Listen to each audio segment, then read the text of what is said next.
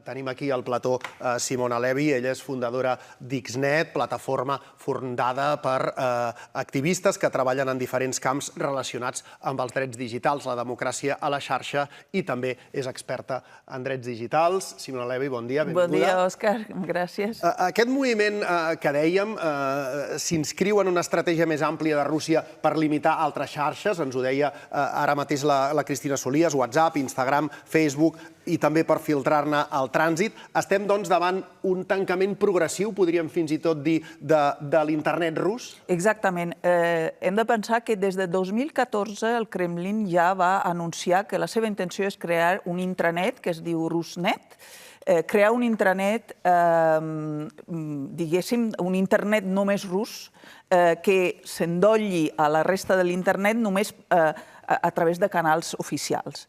Per la qual cosa, això està molt avançat. En 2014 es va anunciar, el 2019 ja s'estaven fent els primers experiments. Hem de pensar que el regulador va posar més de 6.000 TSPU, que són programaris que el regulador rus de la telecomunicació va introduir en tota la xarxa i que són bàsicament aplicatius de filtrat i d'anàlisis de continguts i que permeten ralentitzar i verificar. I l'any passat el Kremlin va anunciar que l'1 de març de 2026, o sigui, fa uns dies, passaria ja al Rusnet, ja se desenrotllaria. De fet, encara no ho pot fer, però progressivament estem veient que està avançant en aquest sentit. Per la qual cosa, la primera cosa que està fent és eliminar tots els aplicatius que no permetin l'accés als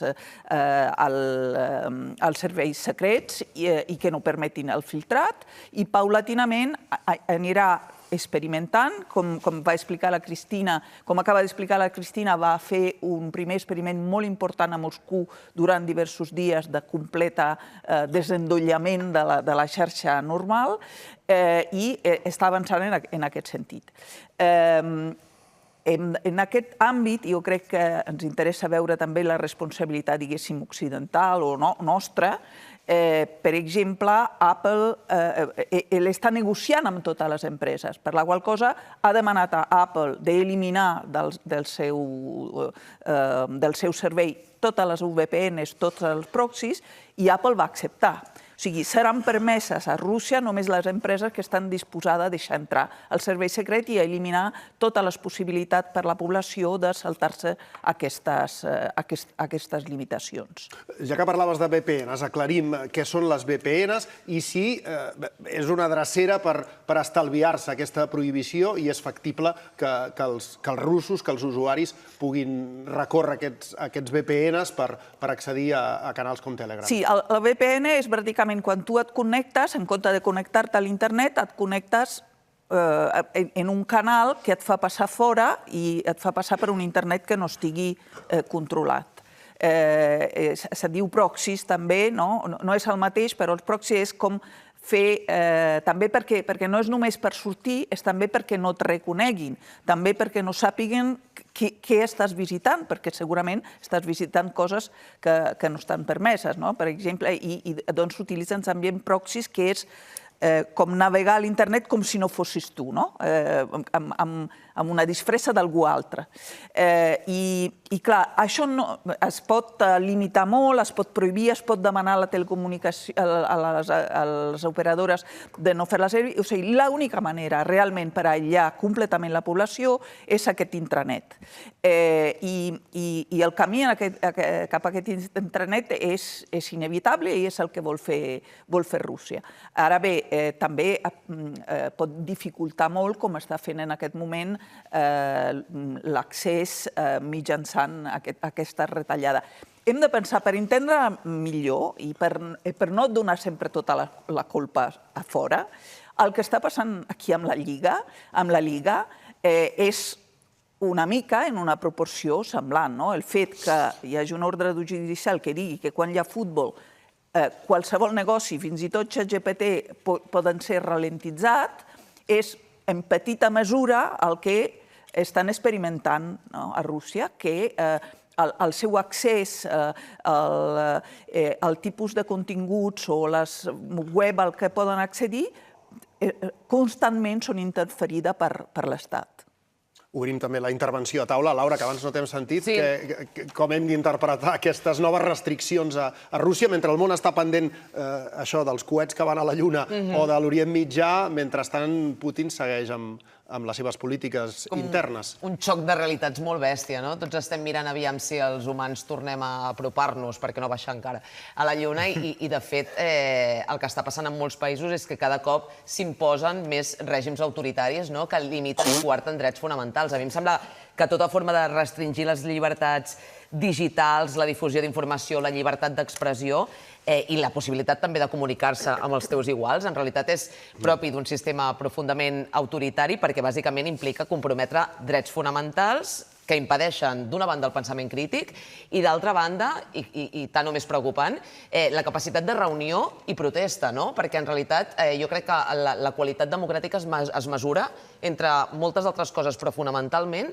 amb la capacitat que tens d'organitzar una protesta, de tenir, de promoure el pensament crític, organitzar una protesta en contra del règim, sistema establert i poder promoure el pensament crític i la capacitat de comunicar-se. Per tant, doncs, és absolutament gravíssim, és una absoluta distopia, tenint en compte les facilitats que existeixen en termes de comunicació tecnològica, doncs que estiguem parlant d'això, de cada cop més restriccions en una societat com la russa, és gravíssim. Però fixa't fins a quin punt fa anys que això s'està treballant.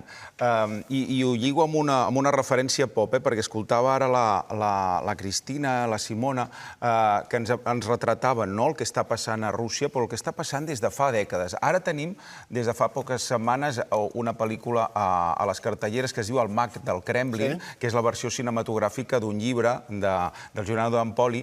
Qui ha fet d'assessor principal de Putin. Ens parla del Rasputin de Putin. I aquest personatge està inspirat en Vladislav Surkov, que és un personatge que va ser sotscap de gabinet de Vladimir Putin entre el 1999 i el 2011. Ja fa dècades de tot plegat. Ell era el pare, entre altres coses, d'un concepte que es deia la democràcia gestionada. I aquí m'apuntava a la definició de què entenien ells per democràcia gestionada. Un sistema en què hi ha institucions democràtiques formals, eleccions, partits, parlaments, mitjans, però el poder real controla i dirigeix els resultats del sistema per garantir estabilitat i la continuïtat del lideratge.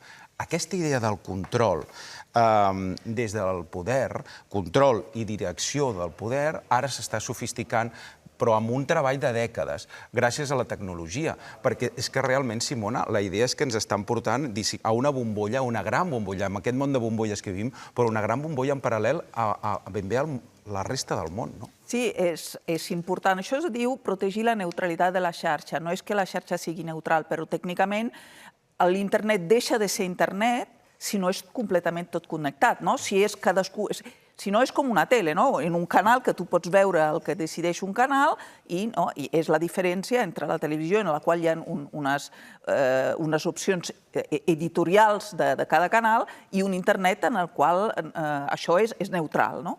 I realment a Iran ja és així, parlava la Cristina que funciona per llistes blanques, o sigui que tot és prohibit menys el que et deixo, i és per això que nosaltres aquí tenim molta responsabilitat. Hem de pensar que Europa és, en aquest moment, era Europa i Estats Units, però Trump l'ha treta, la llei de protecció de la neutralitat de la xarxa només existeix en Europa. Hi ha altres països que, sense entrar per la part política, entren per la part comercial, en la qual cosa, i això s'ha prohibit, per exemple, a l'Índia, però hi ha països d'Àfrica en similars situacions, en qual la gent no entra a l'internet, entra només al Facebook, perquè només té gratuïtament l'accés si es dona d'alta a Facebook, per la qual cosa no mira internet. Això és el que volia Zuckerberg, implantar tot el món. Exacte. I Zuckerberg, de fet, ha fet una web que es diu internet.com, que és la que constantment suggereixes als governs occidentals, als nostres, per als pobres,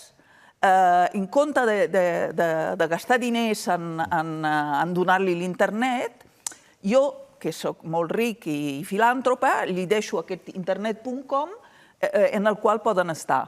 Però entres a través de la meva empresa. Clar, entres i només estàs dintre de la meva empresa. És com veure només Facebook, és horripilant. Jo, de tota manera, volia fer-te una pregunta sobre aquests dies, per exemple, a Austràlia, que volen imposar el tema dels menors de 16 anys que no puguin entrar en determinades xarxes socials, i s'estan topant amb molts problemes. O sigui, i sempre diuen, són problemes tècnics. Clar, resulta que això és pràcticament impossible i en canvi, en els països autoritaris i amb dictadures, és absolutament normal que ningú pugui entrar en els continguts que vol, no? O sigui, realment hi ha tants problemes tècnics per aconseguir això? Per sort hi ha problemes tècnics, en el sentit que, com deia, fins que Rússia no tanqui l'internet i obri el seu Facebook, el seu sempre hi haurà manera d'entrar.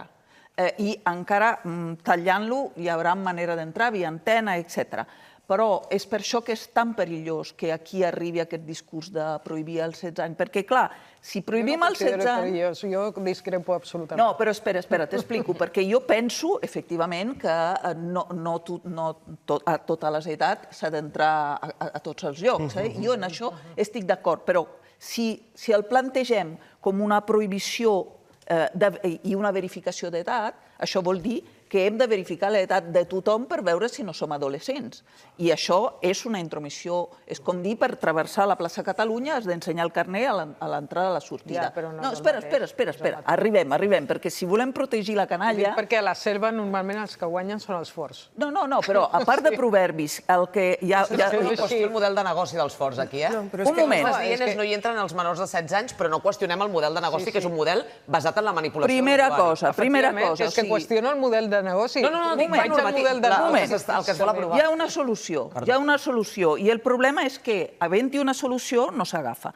O sigui, totes les famílies dels meus amics ja controlen això. O sigui, el control parental o a la biblioteca, tu no pots entrar a tots els llocs. Per la qual cosa, si tu dones a la teva... O sigui, el que hauria de ser obligatori és que una família, per donar un telèfon, un dispositiu a la canalla, hagi de tenir el control parental amb una configuració específica. De manera que no poden entrar a l'Instagram, i això ja existeix, es pot fer, conec moltes famílies, costa 100 euros a l'any, i si volem ser encara més democràtic ho donem gratuïtament, perquè totes les famílies, per la qual cosa és un fals debat que ens porta a dir que per viatjar en internet hem d'estar com en un estat d'excepció que mai acceptaríem a la vida real, que ens controlin a cada cantonada. A la vida real no deixen entrar els menors de 16 anys a determinades discoteques. A la vida real no es poden comprar tabac als menors. Exacte, però el que estic suggerint és no el deixem entrar, tanquem perquè no puguin entrar. Ara bé, això no vol dir que hem de controlar l'edat de tothom, perquè això ens apropa a coses molt perilloses. Per això preguntava si els problemes tècnics ho determinen tot en aquest cas. No, el problema tècnic és quan tu prohibeixes l'edat, perquè tu pots entrar dient que, com al bar, que està prohibit, i tu entres i dic, tinc 21 anys. És més fàcil de controlar. Però és el mateix, mentre que el problema tècnic, en realitat, la solució tècnica ja existeix i ens hauríem d'enfocar en això i no en prohibir coses a tota la població. Jo tinc una experiència que és que enllaça sobretot amb el tema d'Iran, sembla una mica batallites, però és que l'any 2018 vaig anar a Iran i abans d'anar a Iran a una visita del govern espanyol vaig contactar amb activistes iranianes que vivien a Londres. I amb aquestes activistes em vaig posar en contacte a través de WhatsApp. I aquesta activista en concret de Londres em va preparar un parell d'entrevistes a Teheran. Estem parlant de Londres, WhatsApp, 2018, que potser les mesures de seguretat eren diferents, o la privacitat. Jo vaig arribar a Teheran, havia quedat aquella tarda amb una noia i em va escriure a aquesta activista des de Londres dient que l'havien detingut al matí a casa seva i estava a la presó. Interceptant la... Van interceptar les comunicacions amb aquesta activista Londres-Madrid i va estar detinguda una setmana. Una setmana. Jo això no ho explico ara perquè ja han passat molts anys. En aquell moment vam decidir no posar en contacte, no vam comunicar això al govern espanyol, perquè vam pensar que seria més perillós encara. Aquesta noia, que ara viu a Canadà, va estar una setmana detinguda i torturada. Llavors, va ser una comunicació per WhatsApp a Londres. Per tant, és veritat que hi ha estats, hi ha països que són dictadures que controlen les xarxes, però, ostres, una activista a Londres, refugiada, que va parlar amb mi, amb una periodista espanyola, l'any 2018, va acabar detinguda aquesta noia durant una setmana. Però probablement perquè la noia li va comunicar que ella va organitzar la connexió. Sí, però tenia mesures i va ser molt estrany tot plegat, però vull dir, va partir... Jo no em vaig arribar mai a comunicar amb ella, amb la noia iraniana. Es comunicava amb la noia de Londres. D'una altra manera i per moltes persones no era directa la comunicació. És que WhatsApp no és gaire prudent. Ho estem veient en aquests dies del senyor Noem, el gran escàndol de les tetes, és que ho va fer amb WhatsApp com a xarxa segura i resulta que no ho és. No, es parla, i recuperant, només per recuperar la qüestió russa, la paradoxa, potser és una anècdota, però és que Telegram va ser fundada per dos germans russos. I aquesta és la gran paradoxa que ara mateix es prohibeix. No, és per això que està potent. És com prohibir aquí el WhatsApp, és la mateixa difusió. I ara, bé, una cosa, Durov està defensant la llibertat d'expressió, però Durov no és un sant. Durov, per exemple, té un trip amb el seu llegat biològic, per la qual cosa ha inseminat més de 100 persones amb donacions perquè s'ha de reproduir. Vull dir que és de la mateixa corda dels altres, dels mascs de la vida. O sigui, ell està defensant també, el seu negoci es basa en garantir la privacitat en aquest entorn, per la qual cosa... Elon Musk també anava de defensar la llibertat. Sempre tema de llibertat d'expressió i resulta que es refereixen a la seva pròpia, més que... Simona, hi ha una cosa que has dit, que has parlat de Rússia, d'Iran, de la Índia, de les limitacions que posen aquests grans països. Realment és possible a l'any 2025 pensar en aquests grans països, en aquestes grans poblacions tancades a internet? És a dir, clar, jo penso que una cosa és el que faci el govern i que pugui fer aquesta intranet, però hi ha sistemes d'antenes, tu has parlat dels VPNs... És a dir, com això realment... Però no és tota la població, m'imagino. Exacte. O sigui, vull dir que quan més hi ha... O sigui, mai deixarem de tenir dissidència en la història de l'humanitat, o sigui, sempre, però clar, la qüestió és a quanta població tindrà el coratge i treballarà i quanta, simplement, a força d'escoltar les mateixes notícies de propaganda de cada govern, que cada govern defensa la seva opinió i intenta que no s'escolti cap altra, quedarà influïda, per la qual cosa tu redueixes molt l'impacte del coneixement i per la qual cosa la dissidència queda... Sí, el que passa que una antena o un VPN és relativament fàcil. No, per això que de la mateixa forma que a molts països veiem, per exemple, com hi havia una generalització a alguns països on no hi havia un règim de llibertats de parabòliques, per exemple, per veure canals de televisió que estaven prohibits. Però, per exemple, sí, estic d'acord, però, per exemple, Tor, que és la xarxa per anonimitzar la comunicació, tu el que fas és, si ets en un país on no pots comunicar-te, li configures dient soc a França, per exemple, o a Espanya, no? Entro per la qual cosa no hauria de tallar-te. Però, si tu com a govern dius, d'acord, ara fem un intranet, per la qual cosa l'accés només pot ser des de Rússia.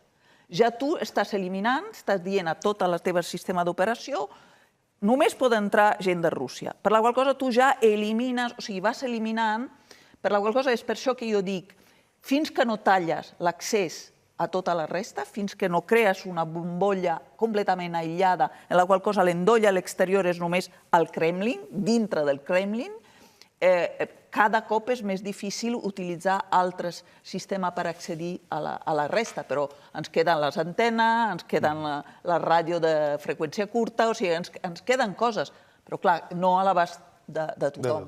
No, i cada cop es van restringint més aquestes llibertats digitals a Rússia, com passa també, de fet, en altres països. Moltes gràcies per aportar-nos llum sobre aquest tema. Simona Levi, experta en drets digitals i fundadora d'Xnet, que ens ha servit per obrir una mica tot aquest debat sobre les llibertats digitals, no només a Rússia, sinó també a altres països.